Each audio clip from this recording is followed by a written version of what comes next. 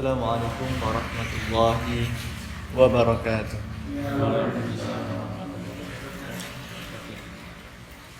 Innal hamdalillah nahmaduhu wa nasta'inuhu wa nastaghfiruh wa na'udzu billahi min shururi anfusina wa min sayyiati a'malina.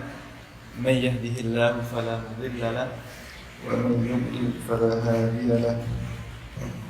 Asyhadu an la ilaha illallah wahdahu la syarika lah wa asyhadu anna Muhammadan 'abduhu wa rasuluh. Allahumma shalli wa sallim ala nabiyyina Muhammadin wa ala alihi wa ashabihi wa man tabi'ahum bi ihsanin ila yaumiddin. Bapak Ibu jamaah pengajian Masjid Al-Abrar yang berbahagia, yang pertama mari kita bersyukur kepada Allah Subhanahu wa taala yang masih terus sampai detik ini memberi nikmat kepada kita, nikmat sehat, nikmat semangat, nikmat sempat. Karena tidak banyak di waktu-waktu seperti sekarang yang gerimis begitu, yang mau berjamaah di masjid kemudian mempelajari Islam, itu tidak banyak, kecuali orang-orang yang memang Allah pilih, kecuali orang-orang yang memang Allah gerakkan hatinya. Dan Bapak Ibu termasuk orang-orang yang Allah pilih. Dan Nabi kita pernah mewasiatkan kepada kita semua bahwa beliau bersabda, "Man salaka tariqan yaltamisu fihi 'ilman sahalahu Allahu lahu bihi tariqan ilal jannah." Barang siapa yang menempuh suatu jalan untuk mencari ilmu, maka Allah akan memudahkan baginya jalan ke surga. Nah, menempuh jalan di sini bisa dalam bentuk memang berjalan ke masjid atau ke majelis ilmu, atau dalam bentuk dia berusaha, misalkan kalau di rumah lewat Zoom dia mengikuti kajian, itu juga termasuk menempuh jalan untuk mencari ilmu. Dan kita berharap semoga Allah memudahkan kita untuk masuk ke surga dan kita bisa berkumpul lagi di surganya Allah nanti. Amin ya rabbal alamin. Apalagi di musim seperti sekarang, waktu hujan. Waktu hujan adalah termasuk waktu mustajab untuk berdoa. Apalagi jadi waktu mustajab itu antara adzan dan iqamah. Ketika turun hujan sepertiga malam, ketika sore hari Jumat, dan tadi antara iqamah dan antara adzan dan iqamah kemudian ada hujan, itu terkumpul dua waktu mustajab. Makanya bagus untuk kita manfaatkan untuk berdoa. Kemudian salawat dan salam semoga senantiasa Allah limpahkan, Allah curahkan kepada Nabi kita Muhammad sallallahu alaihi wasallam serta keluarganya, para sahabatnya dan semua umatnya yang mengikuti petunjuk-petunjuk beliau. Bapak Ibu yang berbahagia, insyaallah kita melanjutkan pembahasan yang kemarin. Sebelum kita melanjutkan, saya akan menjawab pertanyaan dari Bapak yang kemarin khutbah, yang kemarin Pak Munif, bahwa kita meskipun di depan kita itu orang campur, ada Muslim dan ada yang non Muslim, kita tetap mengucapkan salam. Tetapi dalam hati kita berniat bahwa salam ini hanya untuk yang Muslim saja. Jadi telah saya tanyakan ke salah seorang syekh, bilang begitu. Kita tetap mengucapkan salam dengan niat salamku ini hanya untuk yang Muslim saja. Jadi tetap mengucapkan salam. Gitu. Baik, Bapak Ibu yang berbahagia, hadis yang pertama pada malam hari ini adalah hadis dari Ibnu Umar. Beliau mengatakan, qala Rasulullah sallallahu alaihi wasallam, Rasulullah Muhammad sallallahu alaihi wasallam bersabda, la yanzurullahu ila man jarra thawbahu khuyala'a. Muttafaqun alaih. Rasulullah Muhammad sallallahu alaihi wasallam bersabda, Allah tidak akan memandang kepada seseorang yang memanjangkan pakaiannya dengan sombong. Muttafaqun alaih. Hadis ini diriwayatkan oleh Imam Bukhari dan Muslim. Hadis ini sahih. Yang dimaksud dengan Allah tidak akan memandang adalah memandang dengan pandangan rahmat, dengan pandangan kasih sayang.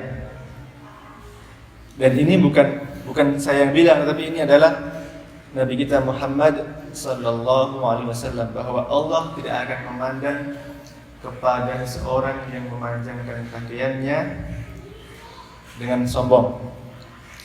Nah, kata thawbahu atau pakaiannya itu mencakup semua pakaian. Bisa gamis, bisa sarung, bisa celana, begitu. Kemudian khuyala'a, dengan sombong. Nah, sebelum kita masuk ke faedah-faedah hadis ini, yang pertama bahwa dalam hadis itu kita tahu bahwa Allah itu melihat, Maha melihat. Maka di sini ada isbatus sifat. Kita menetapkan sifat Allah. Di antara sifat-sifat Allah adalah Allah Maha melihat. Allah melihat semua hamba-hambanya. Cuman cara melihatnya Allah adalah berbeda dengan makhluknya. Laisa kamitslihi syai' wa huwas samiul basir. Allah tidak ada yang menyerupainya. Maksudnya tidak ada yang menyamainya. Laisa kamitslihi syai', tidak ada yang sama dengan Allah. Wa huwas samiul basir. Tapi Allah Maha mendengar dan Maha melihat. Makanya Allah tahu ketika ada semut hitam berjalan di atas batu hitam pada malam hari yang gelap. Allah tahu. Berbeda dengan kita. Kita kalau gelap tidak bisa melihat. Allah Maha melihat. Kemudian yang kedua, dari hadis tadi ada satu faedah lagi, yaitu bahwasanya memanjangkan pakaiannya dengan sombong itu termasuk dosa besar. Di antara ciri-ciri atau tanda dosa besar adalah disertai dengan ancaman atau dengan laknat. Nah, tadi perbuatan tadi memanjangkan pakaian dengan sombong, ancamannya adalah apa? La yanzurullahu, Allah tidak akan memandang kepadanya dengan rahmat. Jadi bisa kita bayangkan jika di akhirat nanti Allah tidak mau atau enggan melihat kepada kita, tidak mau memperhatikan kita, maka kalau kita memohon, Allah telah enggan, maksudnya telah tidak mau memperhatikan kita. Makanya ini sangat berbahaya, karena nanti di akhirat kita akan memohon kepada Allah banyak permintaan untuk diampuni dosanya, dimudahkan hisabnya dan sebagainya. Makanya ancaman Allah tidak akan memandang dengan rahmat, dengan kasih sayang, itu ancaman yang besar.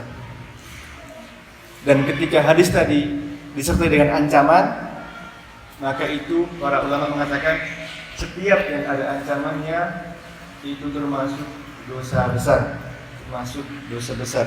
Kemudian mungkin ada yang bertanya, bagaimana kalau kita memanjangkan pakaian tetapi tidak sombong? Karena ada hadis kedua yang berbunyi, ma asfala minal ka'bain fa finnar. Apa-apa yang berada di bawah mata kaki maka di neraka.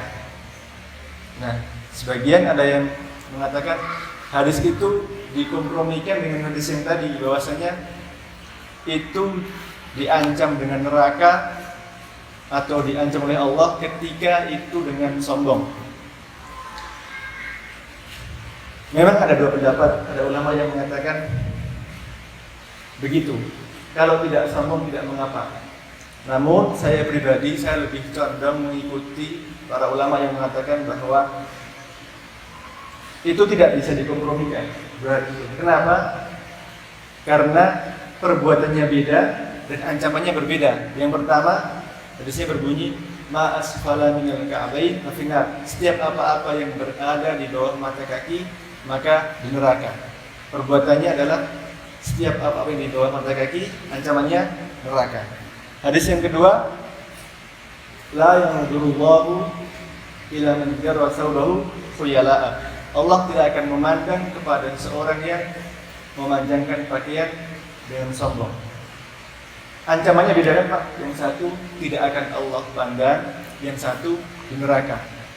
Nah, Syekh Al-Utsaimin, salah seorang ulama di Arab Saudi yang masyhur kitabnya, kemudian banyak diikuti pendapatnya, mengatakan bahwa dua hadis tadi tidak bisa dikompromikan.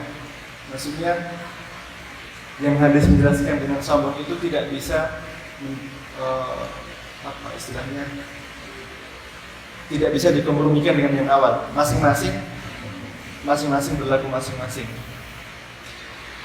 Karena ada hadis yang lain yang lebih jelas, yaitu hadis riwayat Muslim, bahwa hadis ini dari Abu Dzar.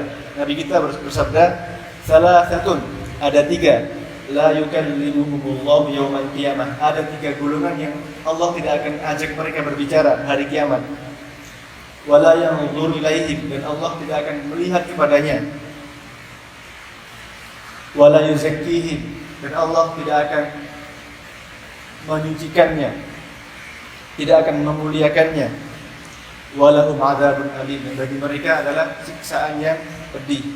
Nah, ketika Nabi mengatakan hal tadi, para sahabat bertanya, siapa mereka ya Rasulullah? Kasihan sekali mereka. Maka Nabi mengatakan, yang pertama al-musbilu, orang yang isbal, yaitu yang memanjangkan pakaiannya di bawah mata kaki. Wal mannan, dan orang yang memberi tetapi senantiasa menyebut-nyebut bahwa dia telah memberi. Wal munfiqu sil'atan bil halifi al-kadhib, dan seorang yang menjual barang dagangannya dengan sumpah palsu. Dia berani bersumpah palsu, yang penting dagangannya laku. Nah, tiga golongan tadi Allah ancam dengan tidak akan Allah ajak bicara, kemudian tidak akan Allah lihat kepadanya, kemudian Allah tidak akan memuliakannya, tidak akan menyucikannya, dan bagi mereka adab yang pedih. Nah, yang diancam dengan ini yang pertama disebutkan al-musbilu, orang yang isbal, dan tidak ada keterangan bahwa itu dengan syarat dia tidak sombong atau bagaimana. Adapun Abu Bakar ketika mengatakan, wahai Rasulullah, sarungku senantiasa turun kecuali jika aku menjaganya. Dari situ dipahami bahwa Abu Bakar dia bukan sengaja kemudian membiarkan sarungnya turun, tetapi beliau senantiasa menjaga. Makanya mengatakan kecuali jika aku menjaganya. Jadi begitu. Kemudian hukum dilarang memanjangkan pakaian di bawah mata kaki itu berlaku untuk laki-laki. Kalau ibu-ibu malah dianjurkan untuk menutup aurat dengan sempurna. Hendaklah pakaiannya panjang. Bahkan sebagian para sahabat wanita dulu pakaiannya itu istilahnya menyapu jalan. Jadi memang nempel di tanah. Mungkin ada yang bertanya, bagaimana kalau kena kotoran? Debu kan suci. Jadi ketika kena kotoran, itu debu yang depannya membersihkan yang terkena ketika kita tidak mengetahui. Begitu. Untuk ibu-ibu adalah menutup aurat dengan sempurna dengan memanjangkan roknya atau gamisnya. Bahkan kalau tidak panjang, alangkah sangat baik kalau memakai kaos kaki ketika keluar. Itu menutup aurat dengan sempurna. Tetapi kalau bapak-bapak, sebagaimana hadis tadi, hendaklah jangan di bawah mata kaki. Dan sarung, cara terbaik memakai sarung adalah yang paling baik disebutkan oleh Nabi, nisfus sak, atau pertengahan betis, atau bisa sampai ke bawah sedikit, tetapi jangan di bawah mata kaki. Memang lafal hadisnya ada kata-kata al-izar atau sarung, itu bukan berarti hanya berlaku untuk sarung. Beliau menyebutkan sarung ada beberapa hal. Yang pertama adalah karena sarung dahulu yang paling sering dipakai di zaman Nabi. Tetapi para ulama mengatakan itu bisa dikiaskan ke semua pakaian, sarung, celana, gamis, begitu. Jadi begitu. Kita sebisa mungkin pakainya di atas mata kaki. Kemudian mungkin ada yang bertanya kenapa kok begitu? Karena jelas bahwa orang yang isbal diancam tadi dengan 4 ancaman. Memang ada pendapat lain yang mengatakan kalau tidak sombong tidak mengapa. Kalau saya pribadi dalam rangka kehati-hatian, setelah saya baca-baca, saya memilih yang hendaklah di atas mata kaki. Kalau ada yang memilih pendapat lain, kita hormati. Begitu. Kemudian hadis yang berikutnya, hadis masih dari Ibnu Umar, bahwa Rasulullah Muhammad sallallahu alaihi wasallam bersabda, ini hadis kedua, pembahasannya sudah berbeda. Hadis kedua, Rasulullah bersabda, "Idza akala ahadukum falyakul biyamini." Apabila salah seorang dari kalian makan, hendaklah makan dengan tangan kanannya. Wa idza syariba falyashrab biyamini. Dan apabila minum, hendaklah minum dengan tangan kanannya. Fa inna asy-syaitana ya'kulu bishimalihi. Karena sesungguhnya syaitan itu makan dengan tangan kirinya, wa yashrabu bishimalihi, dan juga minum dengan tangan kirinya. Akhrajahu Muslim. Hadis ini diriwayatkan oleh Imam Muslim. Hadisnya sahih. Dan dalam Al-Qur'an Allah berfirman, "Ya ayyuhalladzina amanu la tattabi'u khutuwatis syaitan. Wa man yattabi' khutuwatis syaitan fa innahu ya'muru bil fahsya'i wal munkar." Wahai orang-orang yang beriman, janganlah kalian mengikuti langkah-langkah syaitan. Dan barang siapa yang mengikuti langkah-langkah syaitan, maka sesungguhnya syaitan itu mengajak kepada perbuatan keji dan mungkar.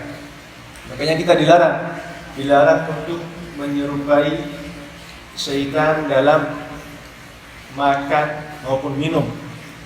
Kemudian dari hadis tadi kita juga mengetahui bahwa ternyata syaitan itu makan dan minum juga. Dan ilmu ini atau pengetahuan bahwa syaitan itu makan dan minum tidak bisa kita ketahui kecuali dari Rasulullah Muhammad sallallahu alaihi wasallam, karena kita tidak bisa melihat syaitan dan kita hanya mendengar nasihat atau kabar yang bersumber dari wahyu. Kalau kita tidak mendengar itu, maka kita tidak tahu. Maka kita mengetahui, oh ternyata syaitan juga minum, syaitan juga makan. Tetapi mereka makan dan minum dengan tangan kiri. Makanya kita dilarang makan dan minum menggunakan tangan kiri, karena ini menyerupai syaitan. Dan kita dilarang mengikuti langkah-langkah syaitan. Termasuk langkah-langkah yaitu perbuatannya, bukan berarti langkah jalannya bukan, tetapi adalah perbuatannya. Seperti tadi, makan minum memakai tangan kiri.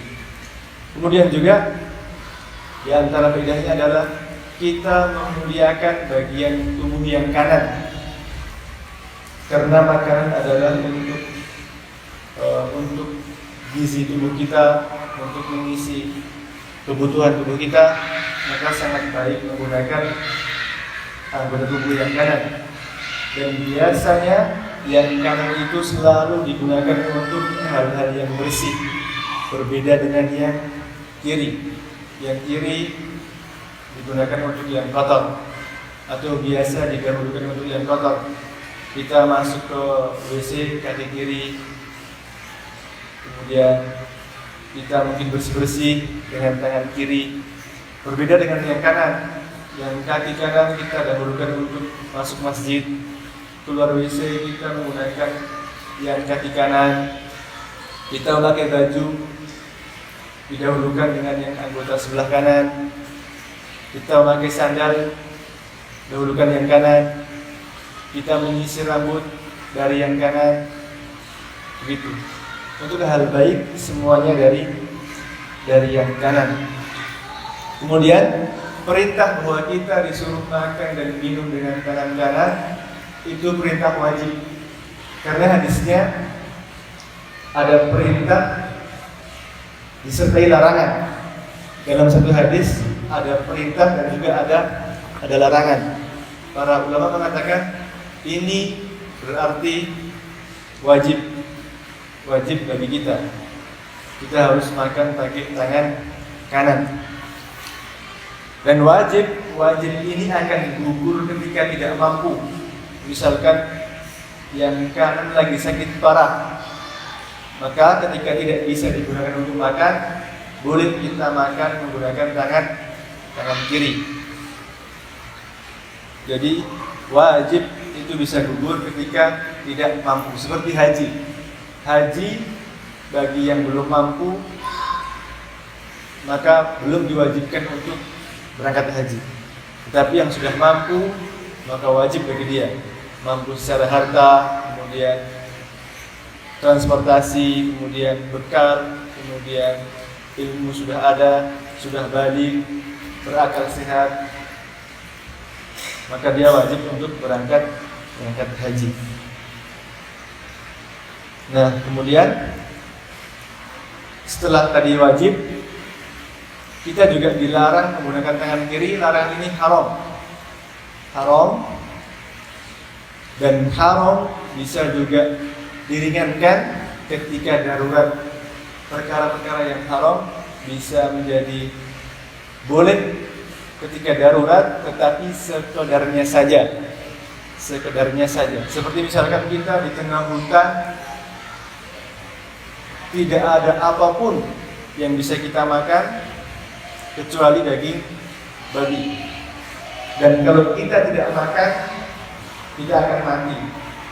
Nah, maka kita di sini boleh makan seperlunya saja, bukan kemudian memanfaatkan keadaan kemudian enak-enak.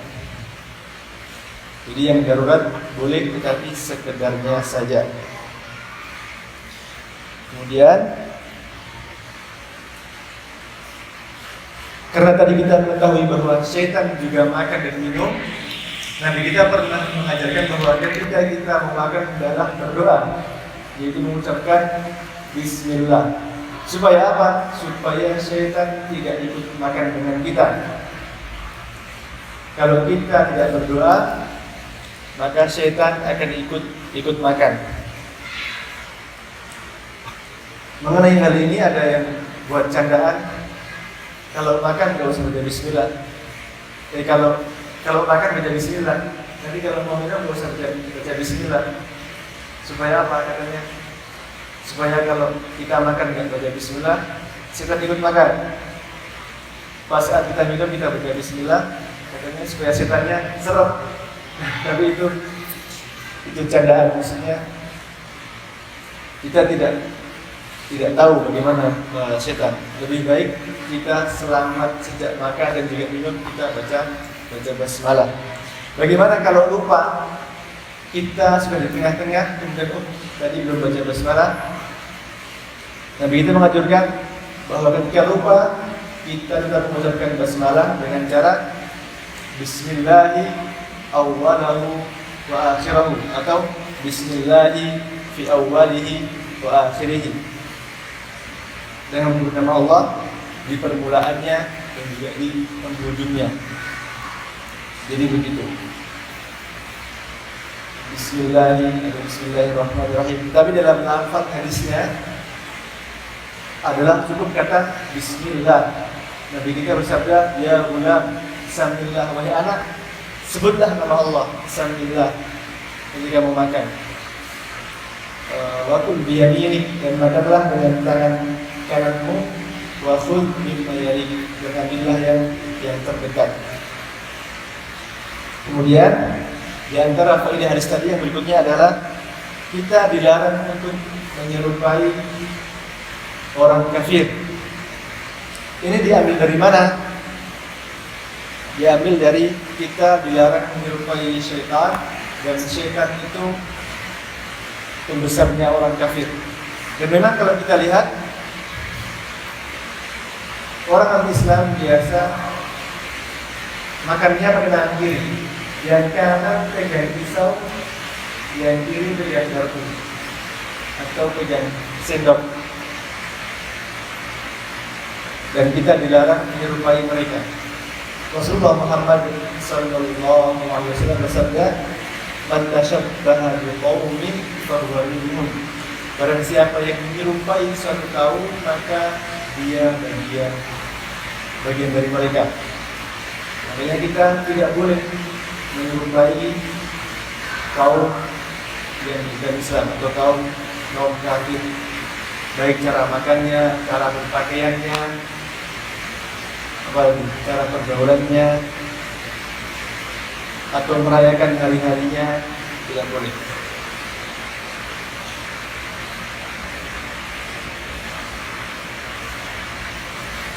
Kemudian hadis yang berikutnya adalah hadis dari Amr bin Shu'aib, dari abihi, dari bapaknya, dari kakeknya. Dia mengatakan, qala Rasulullah sallallahu alaihi wasallam, Rasulullah Muhammad sallallahu alaihi wasallam bersabda, "Kul washrab walbas wa tasaddaq fi ghairi sarfin wala makhilatin." Artinya, kul, makanlah, washrab, dan minumlah, walbas, dan berpakaianlah, wa tasaddaq, dan bersedekahlah, fi ghairi sarfin, dengan tidak berlebih-lebihan, wala makhilatin, dan dengan tidak sombong dan berbangga-bangga. Akhrajahu Abu Dawud. Hadis ini diriwayatkan oleh Abu Dawud. Dalam hadis tadi Rasulullah mengajarkan kepada kita untuk makan, minum, berpakaian, bersedekah dengan tidak berlebih-lebihan dan dengan tidak sombong. Contoh dalam makan, bagaimana makanan atau makan yang berlebihan itu? Di antaranya adalah ketika perut kita penuh dengan makanan, atau kita sampai betul-betul kekenyangan, atau bahkan terasa sampai mepet ke dada, itu termasuk berlebihan. Rasulullah Muhammad sallallahu alaihi wasallam bersabda, "Hasbun li Adam lukaimatun yuqimna sulbahu." Cukuplah bagi anak Adam itu beberapa suap yang itu mampu menegakkan tulang rusuknya. Fa in kana la mahala, kalau itu tidak bisa, fasulusun li ta'amihi, maka sepertiga untuk makanannya, wasulusun li syarabihi, maka sepertiga untuk minumannya, wasulusun li nafasihi, dan sepertiga untuk nafasnya. Jadi anjuran dari Rasulullah adalah kalau kita makan itu jangan sampai perutnya penuh, tapi kalau enak mau agak banyak, ya sepertiga makanan, sepertiga untuk tempat nanti kasih minuman, sepertiga untuk nafas. Jangan kemudian kita penuh, kemudian susah bernafas atau susah berbicara. Umar pernah bertemu seorang yang perutnya buncit. Kemudian bertanya, "Wahai saudaraku, apa ini?" Dijawab, "Ini nikmat dari Allah." Maka Umar menjawab, "La, bal adab, bukan. Tetapi itu adalah siksaan." Karena memang kalau perut buncit sebenarnya kurang sehat, tidak sehat. Makanya kita bersyukur yang perutnya masih sedang itu dijaga. Dan memang dokter secara medis banyak atau mayoritas sumber penyakit itu dari makanan, diabetes, darah tinggi, asam urat, apalagi. gula, begitu. Makanya sebenarnya kalau kita benar-benar mengikuti tuntunan Rasulullah dalam makan, berpakaian, berperilaku, insya Allah sehat. Insya Allah sehat. Itu yang pertama tentang makanan. Kemudian washrab, dan minumlah sama. Minum juga sama, jangan berlebihan. Kemudian walbas, dan berpakaianlah. Berpakaian, kalau Syekhul Islam Ibnu Taimiyah mengatakan di antara bentuk berlebihan dalam berpakaian adalah pagi pakai baju ini, sore ganti.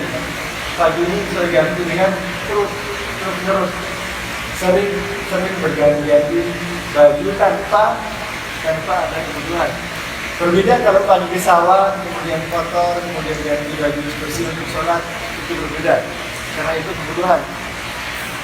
Tapi kalau tidak ada kebutuhan, kemudian dia sering mengganti pakaiannya hanya karena punya banyak, kemudian bagus-bagus supaya dilihat tetangga, maka itu termasuk berlebihan. Itu kata Syekhul Islam, bahwasanya di antara bentuk berlebihan adalah sering berganti-ganti pakaian tanpa ada kebutuhan. Kemudian yang berikutnya bersedekah. Bersedekah kita juga tidak boleh berlebihan dalam bersedekah atau tidak boleh melampaui batas dalam bersedekah. Contoh, Mas Fajar, mungkin bisa begitu. Contoh berlebihan dalam bersedekah adalah mengutamakan yang sunnah sebelum yang wajib.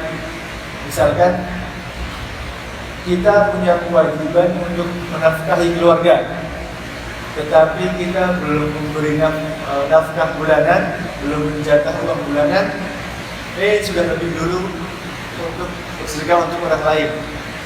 Nah, itu kurang tepat. Yang tepat adalah keluarga dulu. Bahkan Rasulullah menganjurkan ketika mau bersedekah itu kalau bisa orang terdekat dahulu.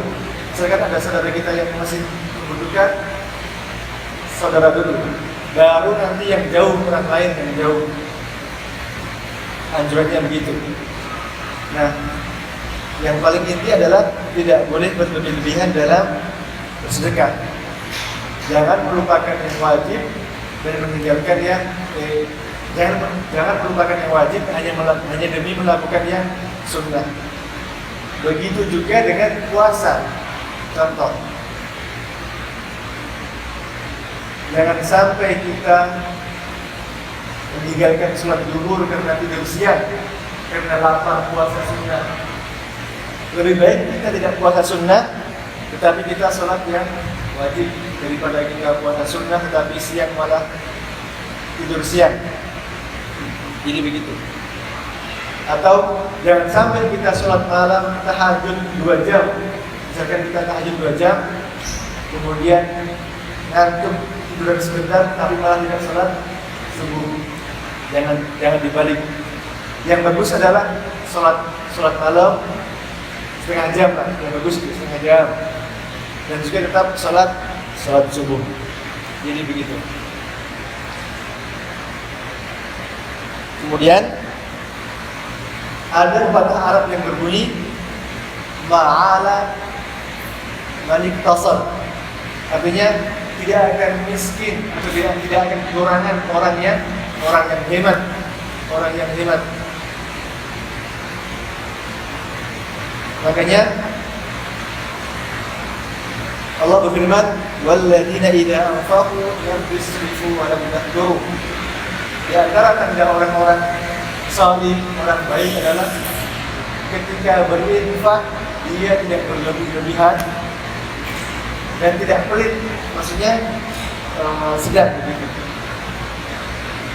Dan memang betul seorang yang ekonomis, yang tahu kapan mengeluarkan banyak, kapan sedikit ditahan, insya Allah dia akan tidak akan berkurang dan dia akan cukup, akan cukup.